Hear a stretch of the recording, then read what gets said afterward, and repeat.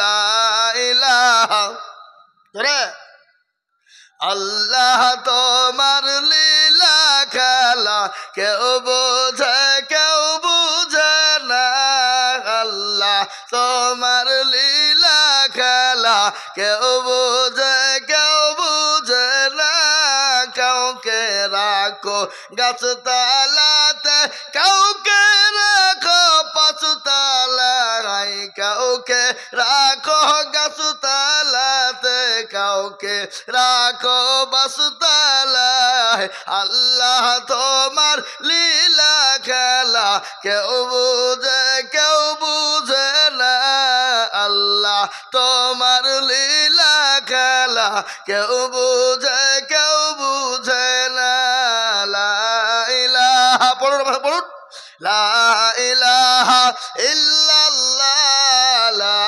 ইলাহা ইল্লাল্লাহ মুহাম্মাদুর রাসূলুল্লাহ হে মুসলমান দরদি আমার ভাইরা আল্লাহ ওয়ালা নবীর প্রেমিকেরা সালমান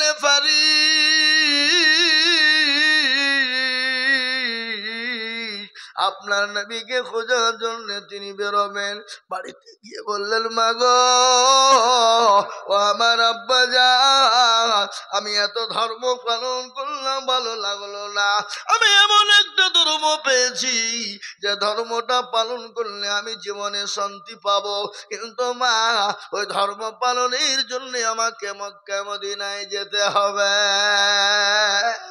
কোথায় মক্কা মা বলে বেটা রে আমাদের তো দ্বিতীয় কোনো সন্তান নাই দ্বিতীয় কোনো ছেলে নাই ও বেটা আমাদেরকে ছেড়ে তুই মক্কা মদিনায় চলে যাবি আমরা কি করে থাকবো আমরা যে তোর জনম দুঃখিনী মা গর্ভধারিণী মা আমি যে তোর বাপ আমাদেরকে ছেড়ে তুই কি করে চলে যাবি আমি মা হয়ে তোকে ছেড়ে আমি কি করে থাকবো বলে মা গো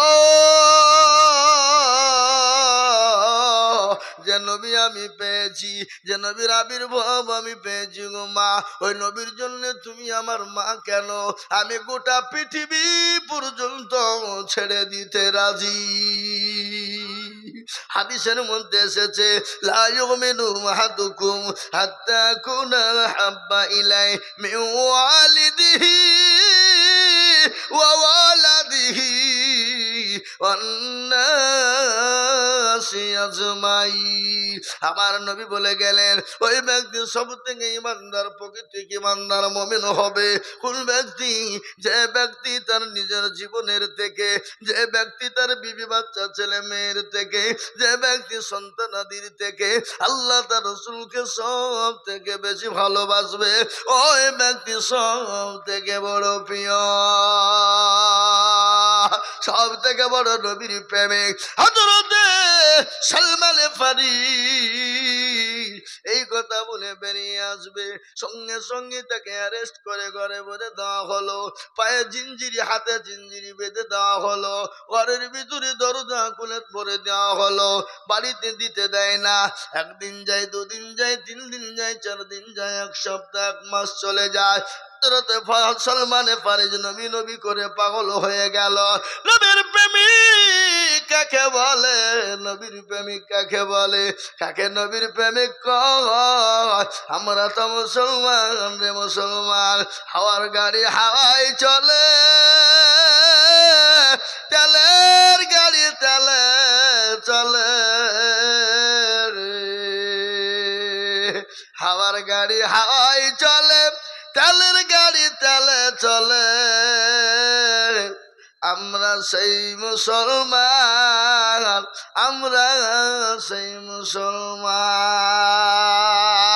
হ্যাঁ মুসলমান সালমানে ফারিসির হাত পায়ে জিঞ্জিরি দিয়ে বেঁধে দিলেন কিন্তু সালমানে ফারিসি 1 মাস হয়ে গেল কিন্তু দেখবেন ভাই বোনের মধ্যে এত দরদ এত মিল এত মহব্বত এত ভালোবাসা ভাই হয়ে বোনকে জমি দেয় না ভাই হয়ে বোনের জমি মেরে দেয় আছে না এই কথা বলেন না কেন ভাই হয়ে জমি বোনকে জমি দেয় না ভাই হয়ে জমিকে বাপ মার কাছ থেকে ভুগিয়ে লিখে নেয় বোনকে ফাঁকি দেয়, ভাইকে ফাঁকি দেয়। ও মুসলমান ঠিক রাখো ঈমান, ইসলামের বাতি ডুবায় না, ইসলামের বাতি ডুবিয়ে দিলে হবে না। এই তাড়াতাড়ি করো, তাড়াতাড়ি করো, দেরি করে আমি একটু দম লিলি। চা দাও। হ্যাঁ আমি চা খাও না। হ্যাঁ এ মুসলমান ভাইরা আমার, বাবা জীবনেরা, আল্লাহ পানি পানি পানি, আমি কিন্তু বেশি বলবো না।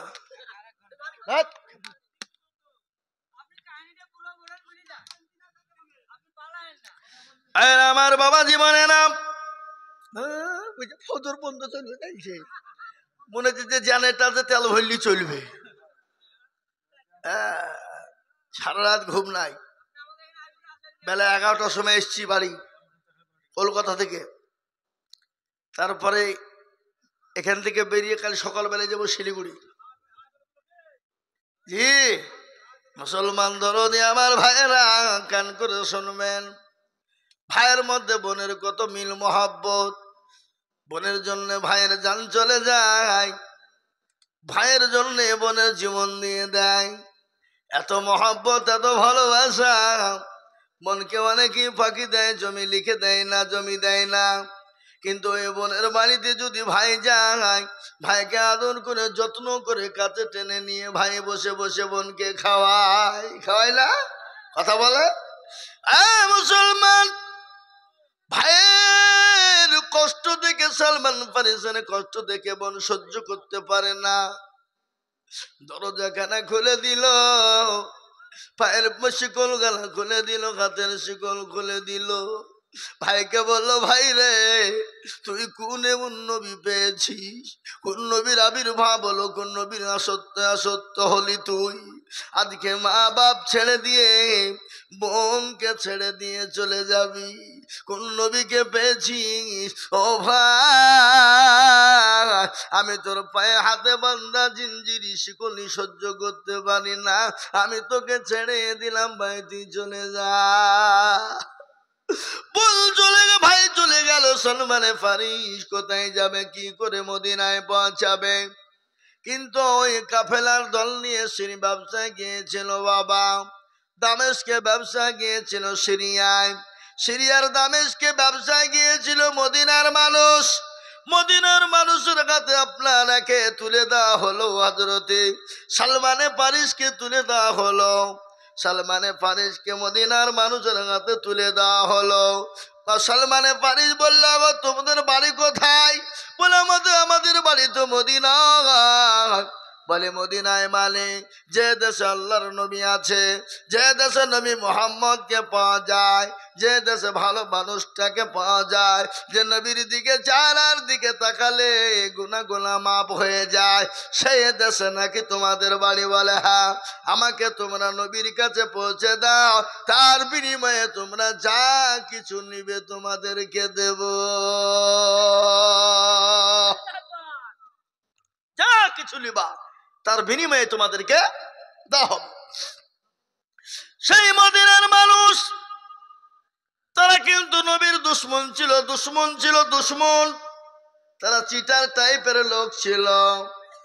বলে হারে মুহাম্মদের কাছে যাবি, তোর এত বড় সাহস, তোকে যেতে দিচ্ছি, দাঁড়া, তোকে বিক্রি করে দেব, তুই চ। কিন্তু সালমানে ফারিস আইছিল, যাও যাও যাও যাও, বাধা দেবো না, ও আটকে নিয়ে যাবে না। এই মুসলমান দরদি, আমি তো মনে মনে করছি পালালি হয় নাকি?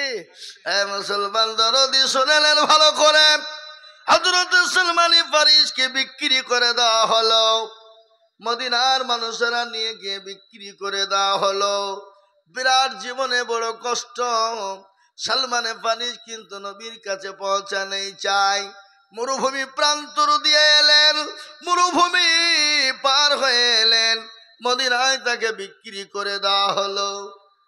হযরত সালমানে ফারিস এত লম্বা চওড়া সুন্দর ছেলে, অতীব সুন্দর দেখতে, চেহারাবান, লম্বা চওড়া। হযরত সালমানকে বিক্রি করে দেওয়া হলো। তিনি বললেন, মদিনার মানুষ, তোমাদেরকে ভালোবেসে মহব্বত করে নবীর সঙ্গে নবীর কাছে যাওয়ার জন্য বলেছিলাম, আজকে তোমরা আমাকে খেতে দাওনি, গোটা রাস্তায় কষ্ট দিতে দিতে এনেছো, তারপরে আমার কাছে যা ছিল তোমরা কেড়ে নিয়েছো, তারপরে আমাকে নবীর কাছে তোমরা যেতে দিলে না, তোমরা আমাকে বিক্রি করে দিলে। হযরত সুলাইমান ফারিসকে বিক্রি করা হলো। সুলাইমান ফারিস তিনি ভালো মানুষ, কাজ করতে শুরু করলেন। যে মালিকের কাছে বিক্রি করা হলো সে মালিকের খেজুর গাছের বাগান জোগাইতে শুরু করে দিল। কিছুদিন যায়, ওই মালিকের ছেলে এসে বলে, আব্বাজান, বলে কি হলো? বলে, আমরা শুনলাম মদিনার বুকে একজন নতুন মানুষের আবির্ভাব হয়েছে, তার বাপের নাম নাকি আব্দুল্লাহ, মায়ের নাম নাকি আমিনা, তার নাম নাকি মোহাম্মদ, সে নাকি নবী, সে নাকি নবী, সে নাকি নবী, সে নাকি নবী। তার কাছে মানুষ এসেছে, দলে দলে কলমা পড়ে মুসলমান হচ্ছে। আব্বাজান, আমাদের ধর্মকে নষ্ট করে দিবে। হযরতে সালমান ফারিস তিনি ওই মালিকের কাজ করছিলেন, খেজুর গাছের উপর তিনি উঠে গেলেন, খেজুর গাছের উপর তিনি উঠেছিলেন। নবীর কথা শোনার সঙ্গে সঙ্গে তিনি বলছেন, আমি লাফ মারবো না, আমি কিভাবে নবীর কথা শুনে নামবো বুঝতে পারলাম না, আমি খেজুর গাছ থেকে কিভাবে নেমে গেলাম। আমি মালিকের ছেলেকে গিয়ে বললাম, ভাই, তুমি যে মানুষটির নাম করলে তাকে তুমি চিনো?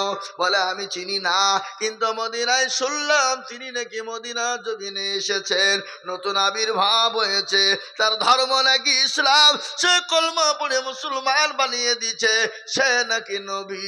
বলে, আমাকে একবার তোমরা আমাকে নিয়ে যাও। বলে, তুই কি করবি যে? বলে, আমি ওই নবীর চেহারা কেন একবার দেখতে চাই। জোরে বলুন সুবহানাল্লাহ। হযরত সুলাইমান ফারিসকে নবীর দরবারে নিয়ে যাওয়া হলো। আল্লাহর নবী সাহাবাদেরকে কলমা শিক্ষা, কোরআন শিক্ষা দিচ্ছিলেন, কোরআনের তেলাওয়াত করাচ্ছিলেন। এত সুন্দর চেহারা, এত সুন্দর চেহারা, এত সুন্দর দেখতে, আমার নবী এত সুন্দর দেখতে। আমার নবী মাছ দিয়ে সিটি পাড়তেন, চুলগালা লম্বা হতো, মাছ দিয়ে আপনার সিটি পাড়তেন, এখন তোয়ালা গায়ে, গামছা গায়ে দিয়ে সুন্দর করে সাদা থান পরে বসতেন, এত সুন্দর লাগতো। রাজা তার বাদশাহ, রাজা তার সিংহাসনে যত না বসলে ভালো লাগে, আমার নবীকে তার থেকে বেশি ভালো লাগতো।